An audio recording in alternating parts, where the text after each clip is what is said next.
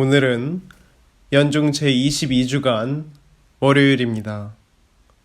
루카가 전한 거룩한 복음입니다. 그때 예수님께서는 당신이 잘하신 나자렛으로 가시어 안식일에 늘 하시던 대로 회당에 들어가셨다. 그리고 성경을 봉독하려고 일어서시자 이사야 예언자의 두루마리가 그분께 건네졌다.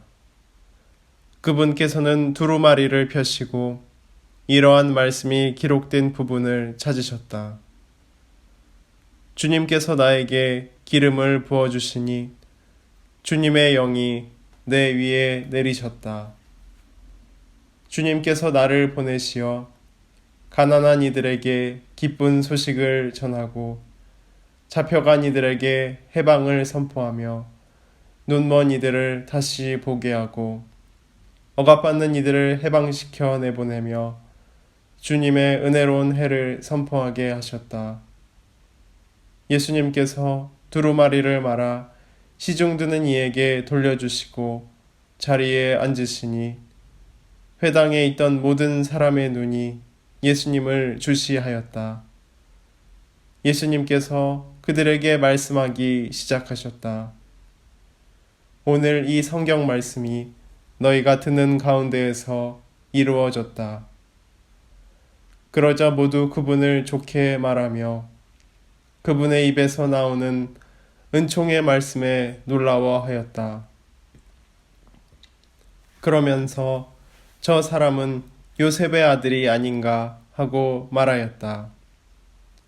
예수님께서는 그들에게 이르셨다. 너희는 틀림없이 의사야, 내 병이나 고쳐라 하는 속담을 들며 내가 가파르나움에서 하였다고 우리가 들은 그 일들을 여기 고향에서도 해보아라 할 것이다. 그리고 계속 이르셨다. 내가 진실로 너희에게 말한다. 어떠한 예언자도 자기 고향에서는 환영을 받지 못한다. 내가 참으로 너희에게 말한다. 3년 6개월 동안 하늘이 닫혀 온 땅에 큰 기근이 들었던 엘리야 때에 이스라엘에 과부가 많이 있었다.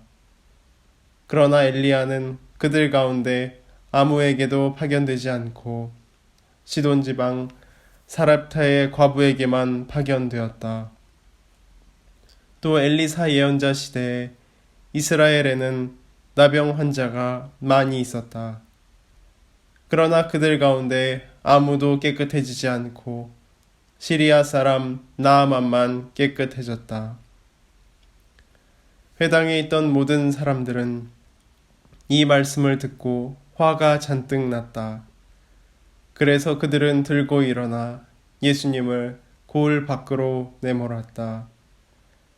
그 고을은 산 위에 지어져 있었는데 그들은 예수님을 그 벼랑까지 끌고 가 거기에서 떨어뜨리려고 하였다. 그러나 예수님께서는 그들 한가운데를 가로질러 떠나가셨다. 주님의 말씀입니다. 그리스도님 찬미합니다.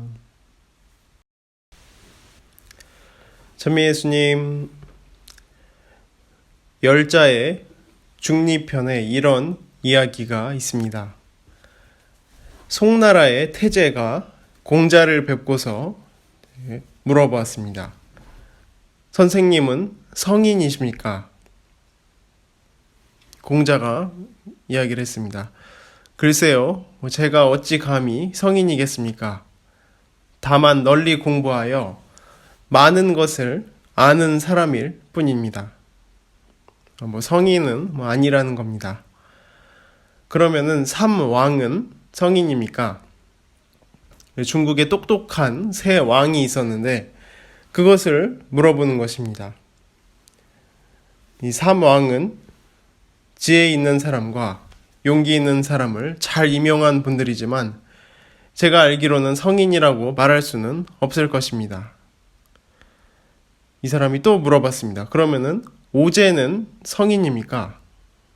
공자가 또 대답하기를 오제는 어진 사람과 의로운 사람을 잘 임용한 분들이지만 성인이라고는 하기가 어렵습니다. 그러면은 삼황은 성인입니까? 그러니까 중국의 삼황 오제를 이야기하는 듯 합니다. 그러니까 삼황은 때를 맞추어 사람들을 잘 임용한 분들이지만 또 성인이라고 말하기는 어렵습니다. 이 사람이 다시 물어봤습니다. 그러면은 누구를 성인이라고 할 수가 있겠습니까? 공자가 잠시 생각에 잠긴 뒤에 말했습니다. 이 서쪽 지방에 성인이 있었습니다. 다스리지 않아도 어지러워지지 않았고 말하지 않아도 자연히 믿게 되며 가르치려 하지 않아도 다른 이들이 스스로 행하며 마음이 넓고 넓어 백성들이 무어라 이름을 짓지를 못했습니다. 저는 그런 사람을 성인이라고 생각을 합니다.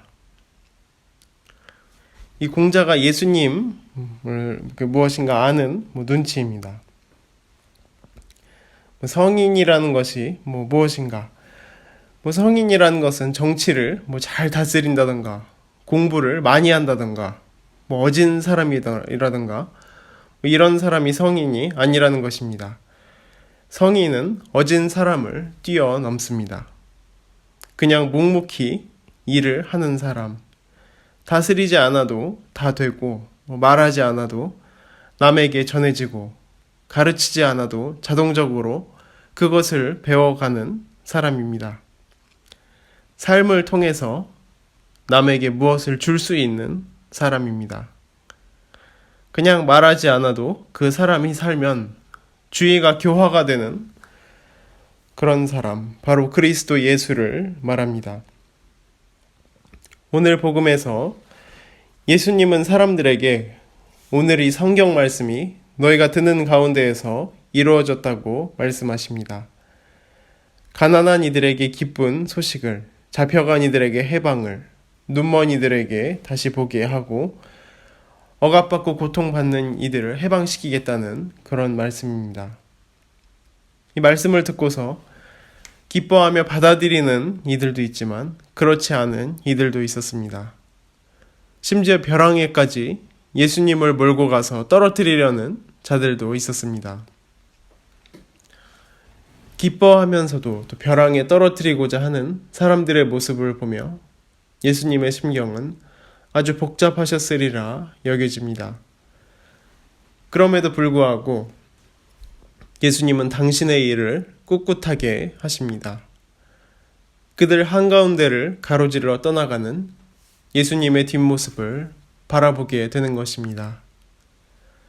사람들을 대하는 예수님 모습을 통해 우리는 예수님 마음속을 들여다볼 수가 있습니다. 저는 예수님 마음이 넓기도 하지만 이 모든 것을 품어낼 만큼 아주 부드럽다는 것을 느끼게 됐습니다. 자기 마음 속에 있는 이 시멘트를, 돌을, 또 자기 마음 안에 있는 굳어진 많은 것들을 걷어낸 사람. 솔직히 이렇게 보자면은 심장도 없고 배알도 없는 그런 사람인 것입니다. 그렇기 때문에 사실 수많은 사람들을 품어서 하느님께 인도할 수 있었으리라 생각이 듭니다. 오늘 예수님께서 묵묵히 하신 일, 우리 또한 충실히 실행하며 그분의 은총 가득히 받는 하루 되시기를 바랍니다. 아멘.